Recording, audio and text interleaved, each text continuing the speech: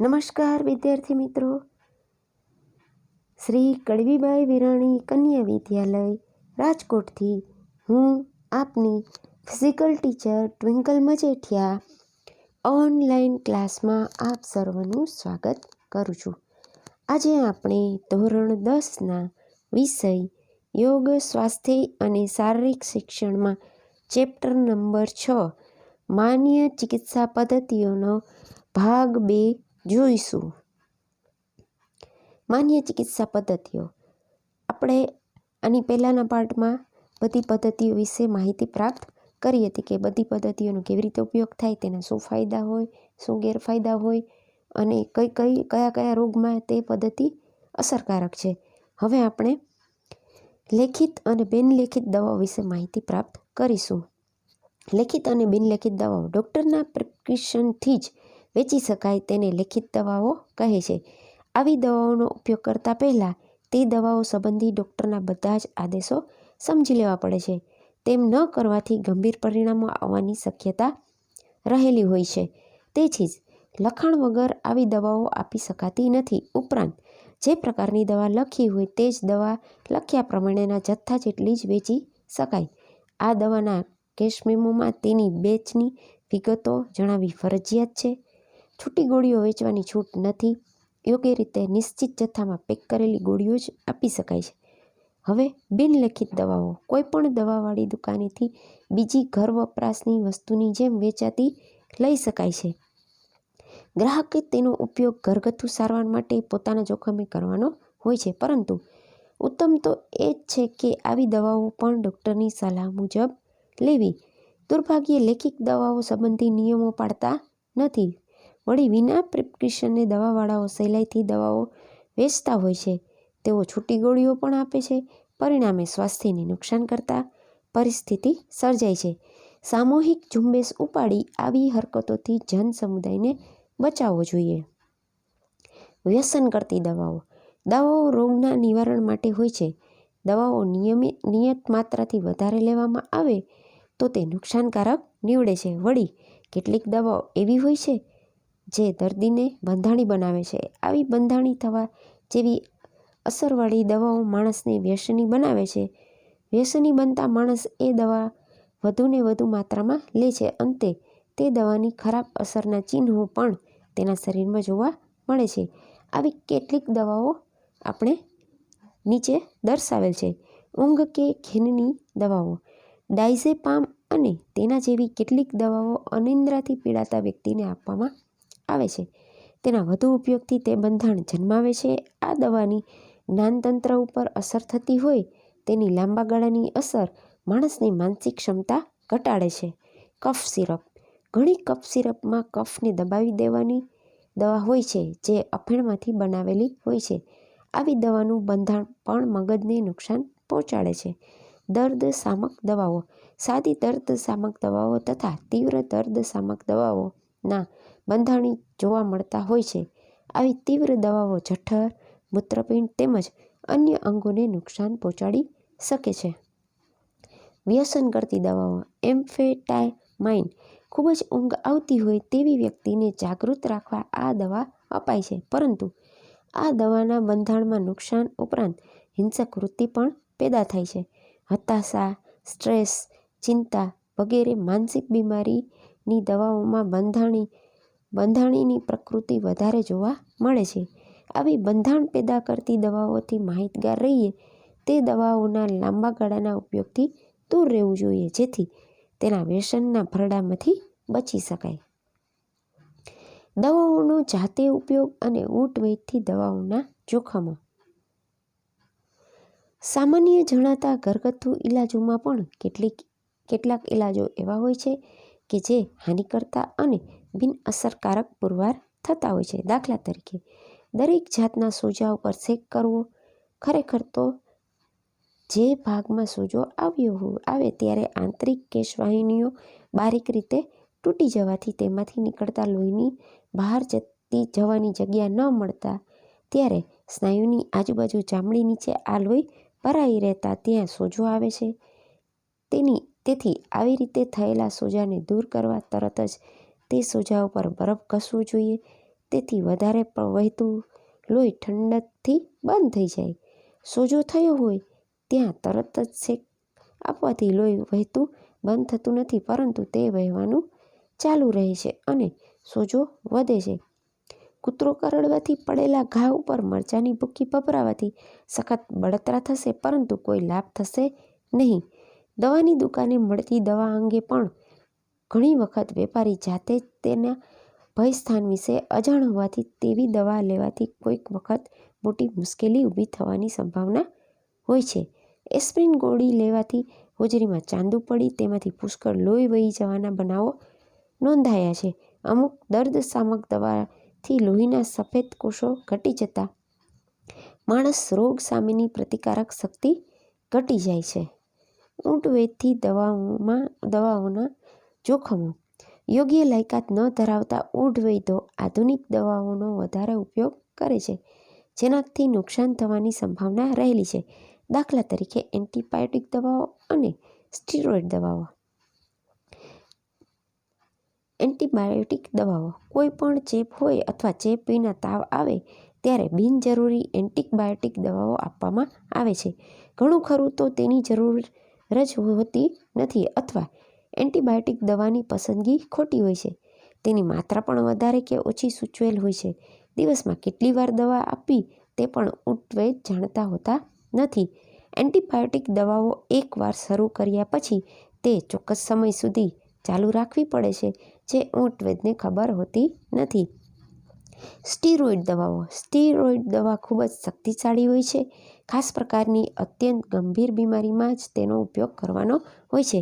દાખલા તરીકે એલર્જીક શોક, તાવ ઉતારવા અથવા દર્દીને સારું લાગે માટે તેનો બહોળો ઉપયોગ થાય છે, પરંતુ તે રોગના લક્ષણોને દબાવી દે છે અને રોગપ્રતિકારક શક્તિનો નાશ કરે છે. તેનાથી વ્યક્તિના શક્તિશાળી આંતરિક અંતઃસ્ત્રાવો ક્ષીણ થાય છે.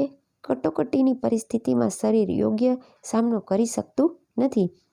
આવી પરિસ્થિતિમાં ફક્ત લાયકાતવાળા ચિકિત્સક પાસે જ સારવાર લેવી જોઈએ. દવાની પૂર્ણ થયેલ તારીખ. કોઈ પણ દવા તૈયાર કરવાની તારીખ અને તેને કેટલા સમય સુધી ઉપયોગમાં લઈ શકાય તેની તારીખો એટલે કે મેન્યુફેક્ચર ડેટ અને એક્સપાયરી ડેટ દવાઓ રેપર ઉપર અથવા દવા જેમાં રાખવામાં આવી હોય તે વસ્તુ ઉપર લખવામાં આવેલી હોય છે. તે સમય મર્યાદા 1 વર્ષ કે તે કરતાં વધારે સમય માટેની હોય છે.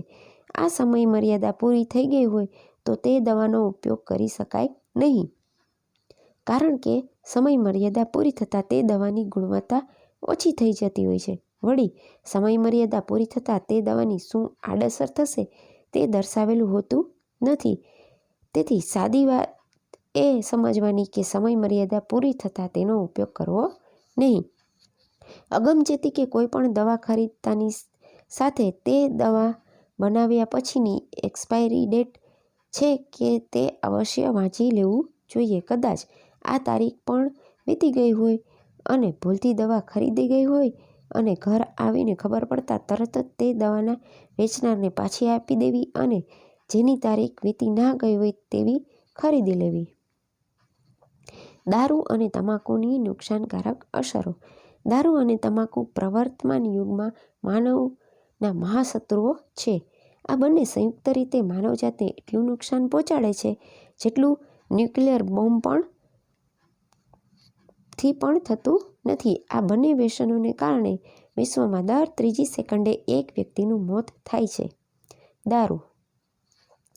દારૂની અંદર ઇથાઇલ આલ્કોહોલ તત્વ હોય છે. વિવિધ પ્રકારના દારૂમાં આ તત્વનું પ્રમાણ ઓછાથી વધારે માત્રામાં હોય છે. દારૂના આ તત્વો વહેલા કે મોડા પણ બંધાણ પેદા કરે છે. દારૂથી શારીરિક, માનસિક, સામાજિક અને કૌટુંબિક રીતે પારાવાર નુકસાન થાય છે. દારૂ અલ્પ માત્રામાં લેવાથી ફાયદો કરે છે તેવી માન્યતા સાચી નથી. એક વખત દારૂનું સેવન કર્યા પછી તેની માત્રા વધતી જ જાય છે. દારૂ પીનાર પોતાના મગજનું સંતુલન ગુમાવે છે. પરિણામે હિંસા, બળાત્કાર જેવા ગુનાઓનું પ્રમાણ વધી જાય છે. દારૂની વિપરીત અસરો સમગ્ર શરીરમાં આંતરિક અવયવો, બાહ્ય અવયવો ઉપર થાય છે. દારૂની નુકસાનકારક અસરો.